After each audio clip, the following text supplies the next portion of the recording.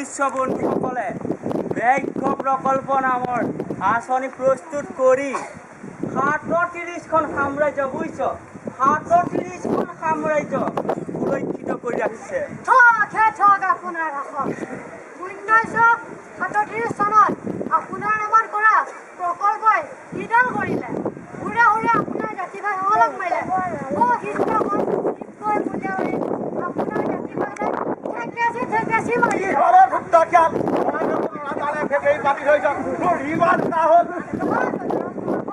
মই মহাৰাজাক একো বেয়াকে কোৱা নাই তেওঁ সাম্ৰাজ্যৰ বিলাই বিপত্তিৰ কথাহে কৈছো।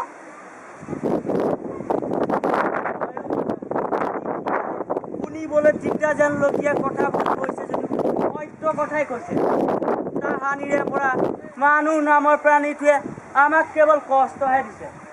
আমাৰ আই বোপাই দিনৰ ঘৰ দুৱাৰ সিহঁতে দখল কৰি আমাক আশ্ৰয়হীন কৰি তুলিছে। ঠিকেই কৈছা বন্ধু, আমাৰ ঠাই দখল কৰি আকৌ আমাৰ নামতে প্ৰকল্প লৈ বৃহৎ হুলস্থুল লগাই থাকে। আমাৰো হস্তি প্ৰকল্প 1992 চনত আৰম্ভ কৰিছিল যদিও চব ফুটুকা উঠে। বছৰেকত এবাৰ হস্তি মেলা আয়োজন কৰি বাকী কেইদিন জানো নহয় গজৰাজ মহাশয় আপুনি বেপাৰ নকয় অৰণ্যৰ পৰা ওলাই গ'ল মানুহক কম অত্যাচাৰ কৰে নেকি ঘৰ বাৰী ভাঙি হ'ব তই মোক গিৰিগিৰি কাম পঠাব নালাগে। তই আমাৰ অন্য কাম বুলি যে কৈছ তইনো গাঁতটোৰ বাহিৰে বাকী কথা গম পাওঁ নে? আমি আগতে যি অঞ্চললৈ খাদ্য বিচাৰি যাওঁ তাত ফল কুঁহিয়াৰ বাঁহ গছৰে ভৰপূৰ আছিল আৰু তেতিয়া দিনৰ অন্য এতিয়া দিনৰ দৰে ইমান সৰু নাছিল বুজিছ। আমি দিনটো ঘূৰিলেও শেষ কৰিব পৰা নাছিল, কিন্তু এতিয়া অন্য এবেলাতে 3 পাত মাৰিব পাৰি। হয় বন্ধু তুমি ঠিকেই কৈছা। অৰণ্যৰ গছ কটাৰ লগতে পহুবিলাক মাৰি মানুহকে মোৰ পেটৰ ভাতো মাৰিছে। পহু নাপায় জংঘলৰ পৰা ওলাই দেখোঁ হাঁহ কুকুৰাৰ গৰু ছাগলীৰ গোহালি ইমান কাষতে মুখৰ ওচৰত পোৱা খাদ্য কেনেকৈ বাৰু আৰু তুমি আৰু মই লৰি ঢাপৰি ফুৰা জংঘলৰ নামৰি পিটনি এতিয়া দেখোন জাক জাক মনুষ্যৰ ঘৰ। হে ৰখীয়া তই যে কৈছ ব্ৰজবন্ধুৱে মানুহক অত্যাচাৰ কৰে অত্যাচাৰ কিবা আমি কৰিছোঁনে? দহটো মন নাই কৰা। আমিতো সিহঁতৰ কাষলৈ যোৱা নাই, কিন্তু সিহঁতে বন জংঘল ধ্বংস কৰি বাগান বনাই ঘৰ বনাই খেতি কৰি আমাকহে অত্যাচাৰ কৰিছে। বহুখিনি আঁতৰি পোৱা নাছিলি বাগানৰ ঔষধ পানীত মিহলি হৈ ভেদেলিবাই বংশৰ উপাকে মাছ মৰিল বুলি বেচেৰি নদীৰ উজনি ফালে থাকিল বাবেহে বাচে। এই মনুষ্য মুখাই তৰ জানে কি চাটাই বনোৱাৰ বাবে জংঘলৰ পাহ কাহিনী তৰিলং কৰি পেলাই মই এতিয়া পেটৰ গাঁৱলৈ ওলাই যাবলৈ বাধ্য।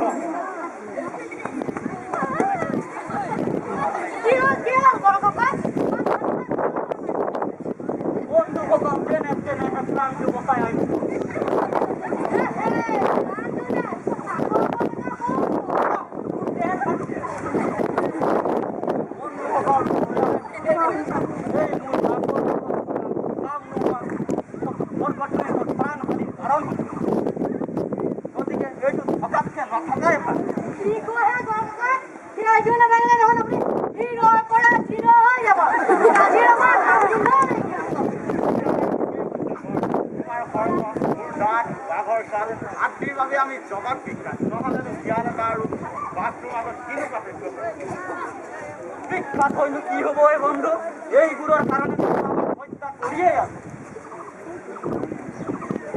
এইবোৰ থকাতকৈ নথকাই তুমি কি কোৱা হে বন্ধু? তুমিতো এই পৃথিৱীৰ বাবে এক দুষ্প্ৰাপ্য প্ৰজাতি। তোমাৰ সুৰক্ষাৰ কাৰণে কত যে কি কৰিছে মনুষ্যই জানো নহয় গজৰাজ মহাশয় এই গড় ককাই থবলে আকৌ সিদিনা মগজু কাটি দিলে ভাবিলে গান চিঞৰি উঠে। মোৰ নগৰে কোম্পানী এটাৰ কাণ কাটি দেখা নাই কেনেকৈ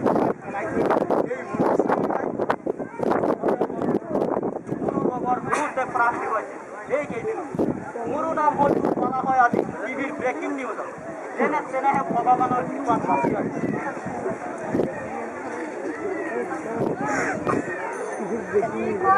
হয় আপুনি এনে বাচিলে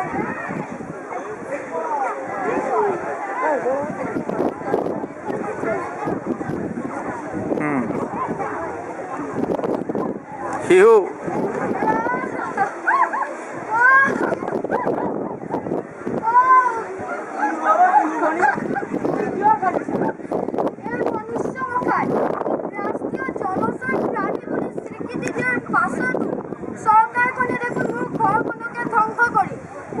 জলবিদ্যুৎ প্ৰকল্প বহুৱাই মোৰ ঘৰখনকে ধ্বংস কৰি পেলালে এতিয়া মই কলৈ যাওঁ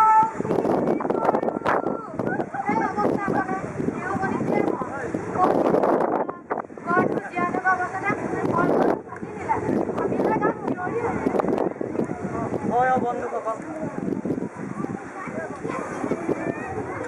হয় বন্ধুসকল এই কেইদিনতে বহুতে মোৰ লগত প্ৰাণ হেৰুৱাইছে আজি মই যেনেহে বাচি আহিছোঁ বহু সিদিনা আমাৰে মাজৰ সন্তানী এটাৰ কাণ কাটি দেখা নাই কেনেকৈ বোকাত পেলাইছিলোঁ এই মনুষ্য মুখাই আপুনি জানিছে আজি সজৰাজৰ চকুত দেখোন চকু হয় অখিয়া আমিবোৰ বৰ দুৰ্ভগীয়া প্ৰাণী নিজকে শ্ৰেষ্ঠ বুলি কোৱা মনুষ্য প্ৰাণীটোৱে আমাক নিষেধ কৰিহে ক্ষান্ত হ'ব চৰাই দৰে অৱস্থা হ'বলৈ আমাৰো হয়তো বেছি দিন নাই বন্ধুসকল হয় বন্ধু তুমি ঠিকেই কৈছা এমুঠিমান ভাল মানুহৰ আপ্ৰাণ প্ৰচেষ্টাত এচাম বেয়া মানুহে সফল হ'ব দিয়া